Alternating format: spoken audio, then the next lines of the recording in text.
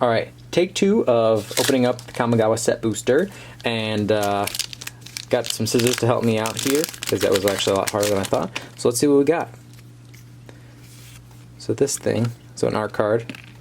I don't know if those aren't really fun. Okay, Kamigawa land. Futurist Operative. I like the colors on this. So green, blue, creature, human, ninja. So I am new to the game, so I am still... These sets came out before I got into the game, so I'm still learning these. As long as Futurist Operative is tapped, it's a human citizen with base power and toughness 1/1 and can't be blocked. Alright. And you can untap it. Okay. That's a thing.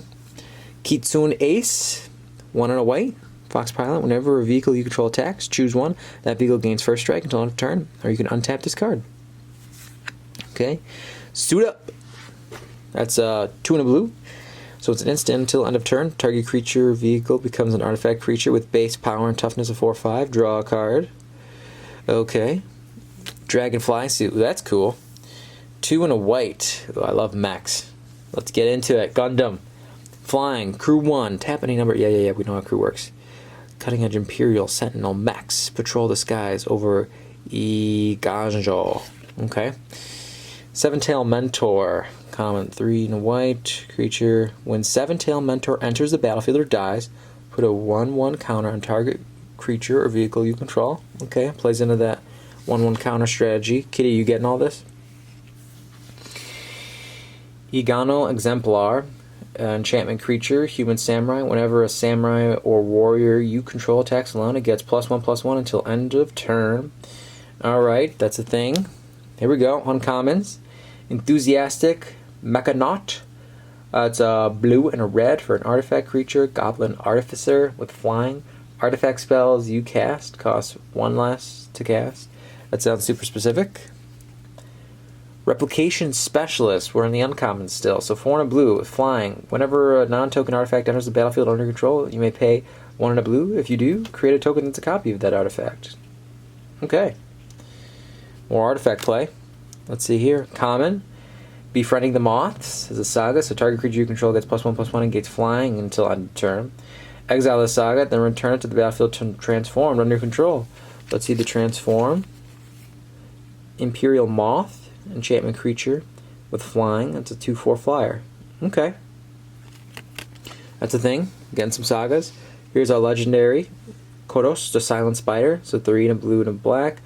Legendary creature, human ninja. When Kodos, Silent Spider, enters the battlefield, exile target card other than a basic land card from an opponent's graveyard. Search that player's graveyard, hand, and library for any number of cards with the same name of that card and exile them.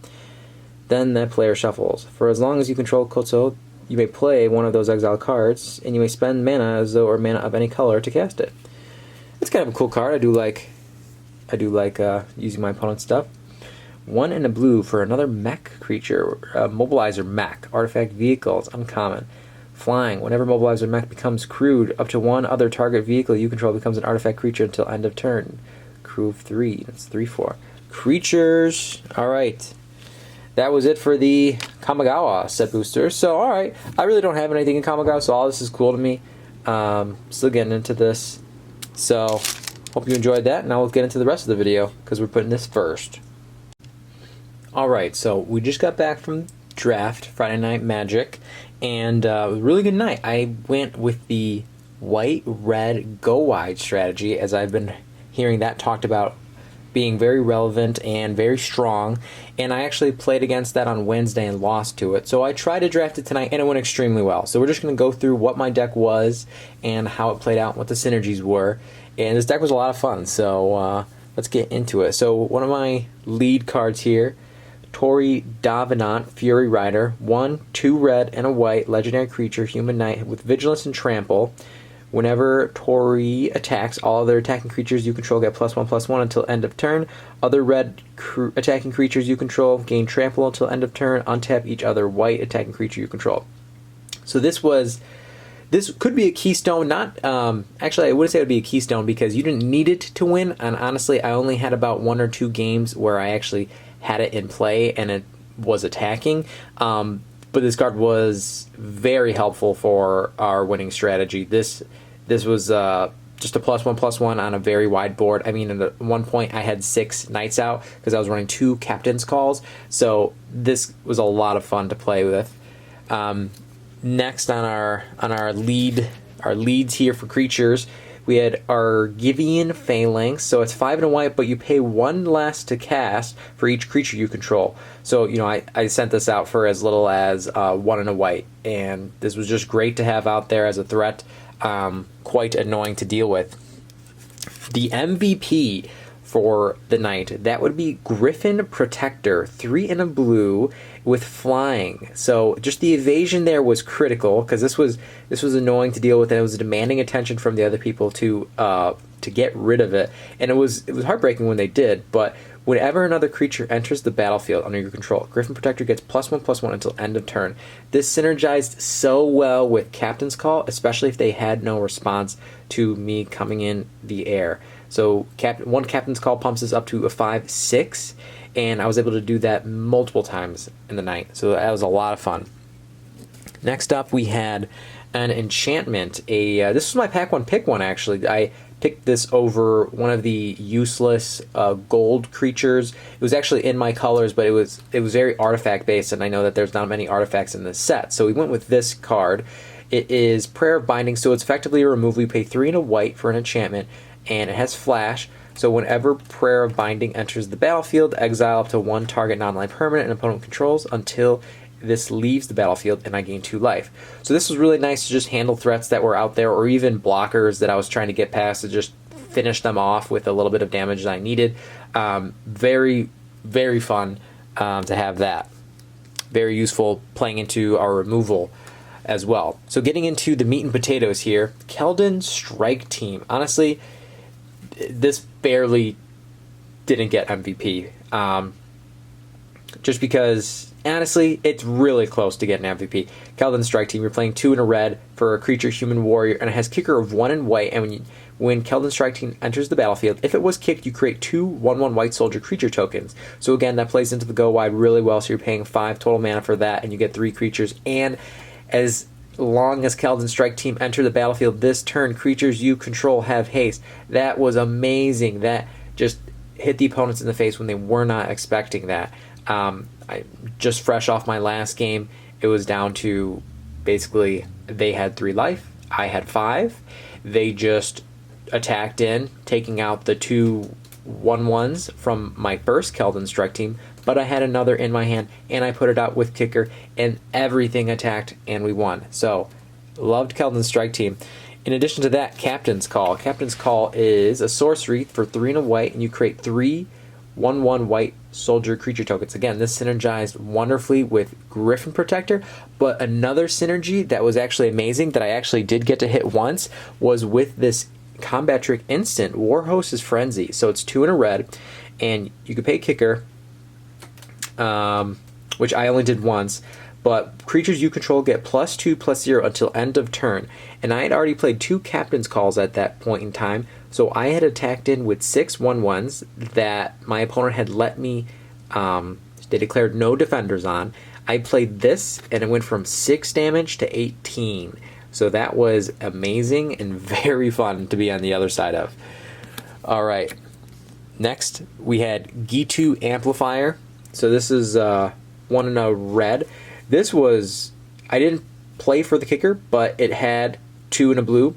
And when Gitu Amplifier enters the battlefield, if it was kicked, return target creature and opponent controls to its owner's hands. I didn't even put in the mana for that. I did have 1 Crystal Grotto, but I never ended up doing that. Whenever you cast an instant or sorcery spell, Gitu gets +2/+0 until end of turn. It was very nice to just make this a big beefy attacker with my combat tricks if they had declared no blocks, or if they were trying to block this and I wanted to take out their creature.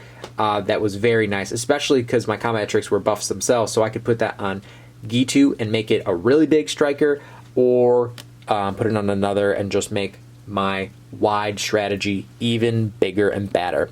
Benelish Sleeper.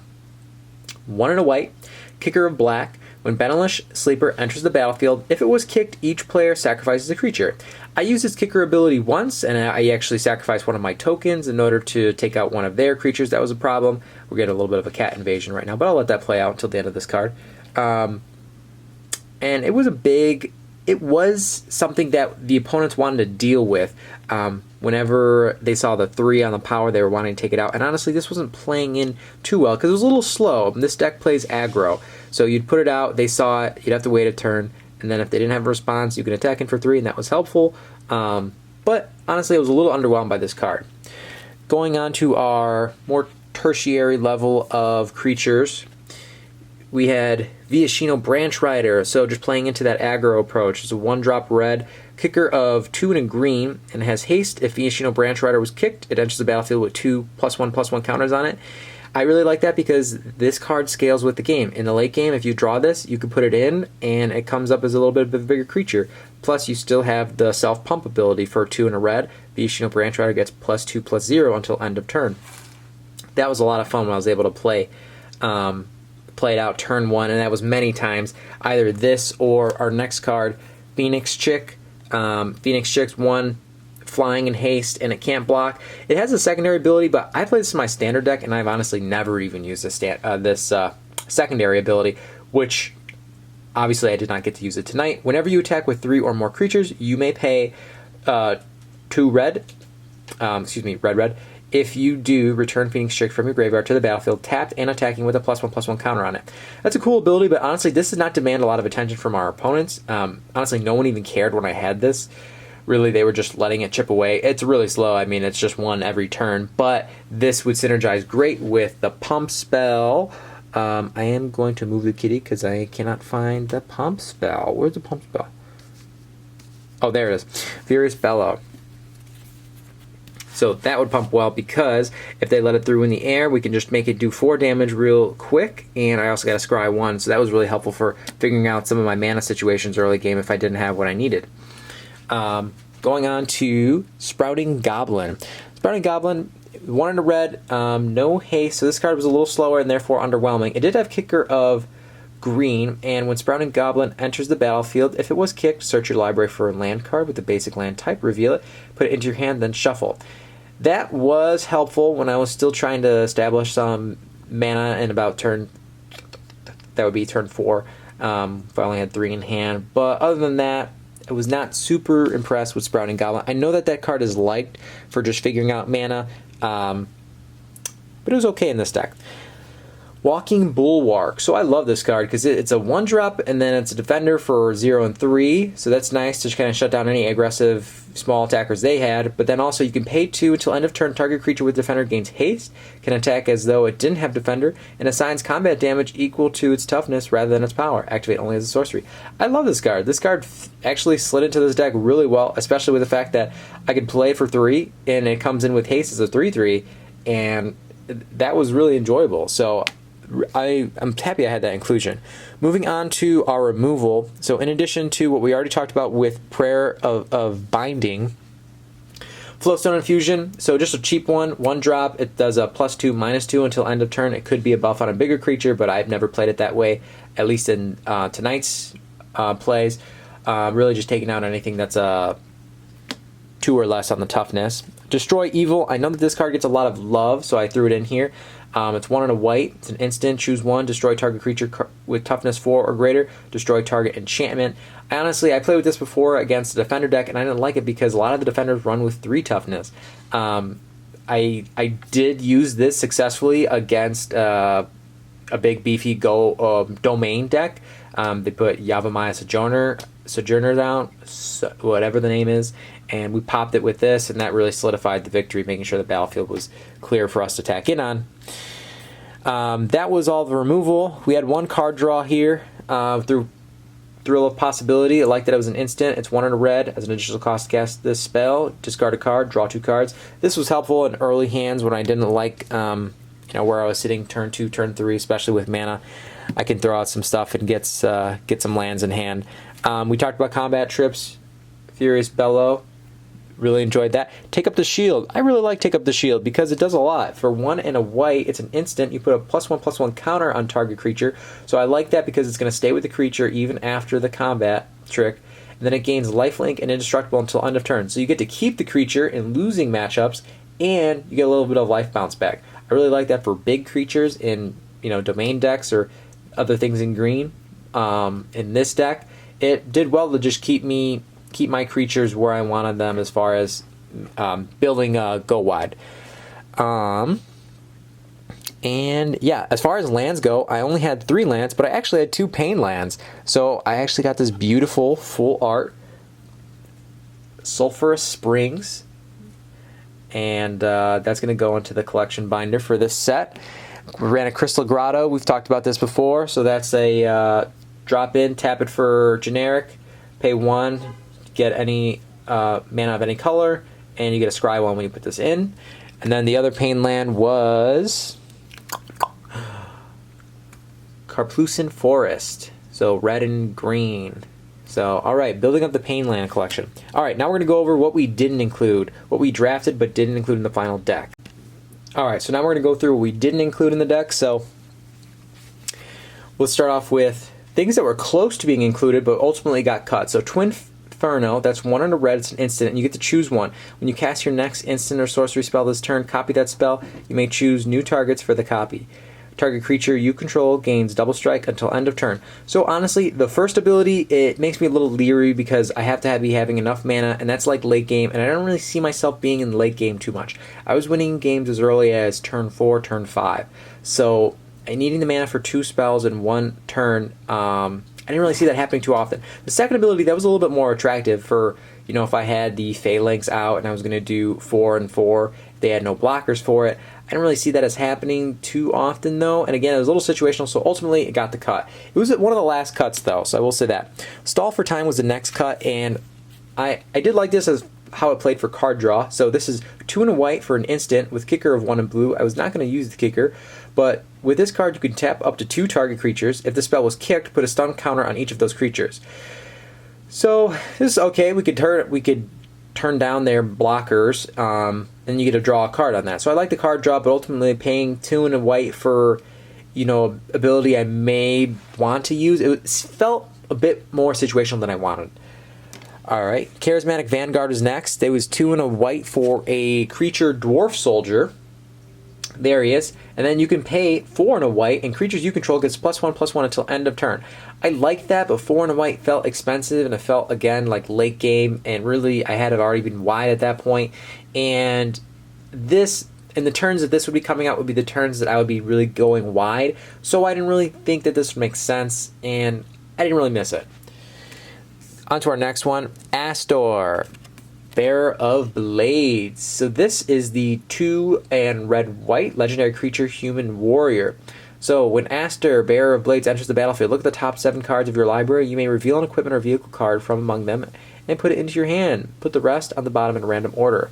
Equipment you control have equip of 1, and vehicles you control have crew of 1. So yeah, really, that's not a thing that exists in this set, so this card really wouldn't be anything besides a 4-drop 4/4, which felt expensive for what it was. I needed a lot more effect for this to be included. So this was actually an early cut, but it was in the colors of the deck, so I just wanted to talk about why we didn't include it, obviously.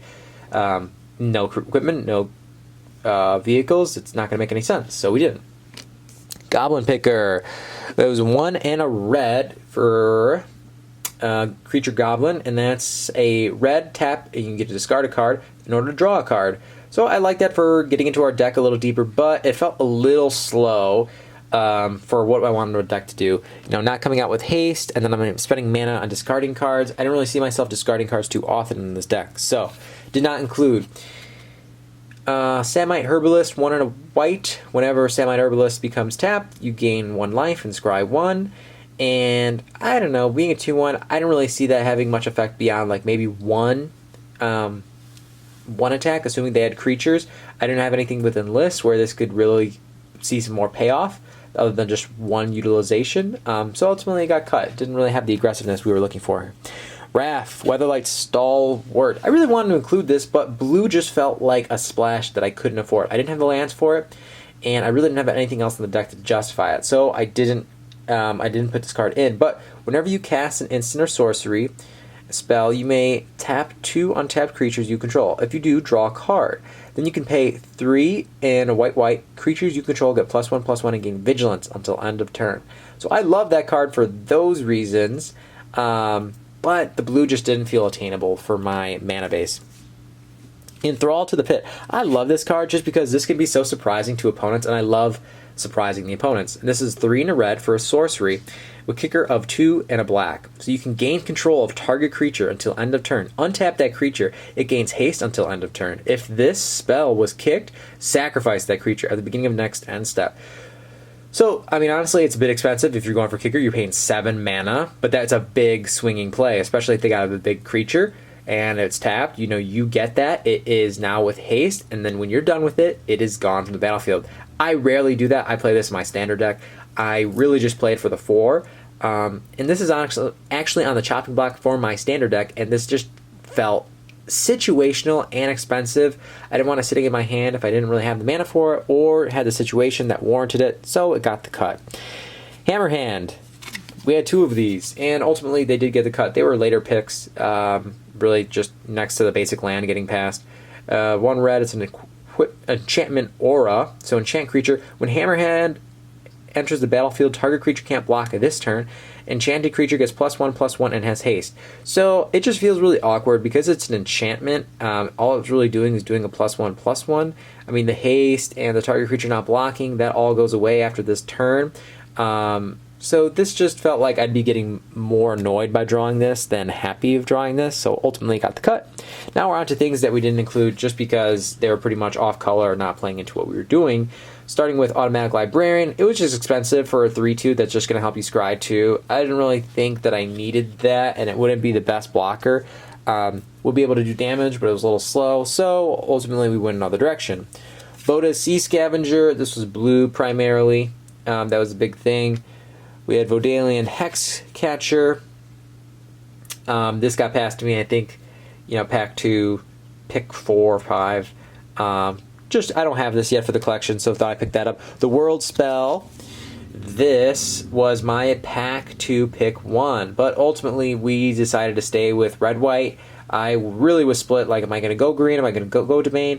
It wasn't feeling that way, but this card is awesome, and I got the foil of it, and it is a mythic rare card.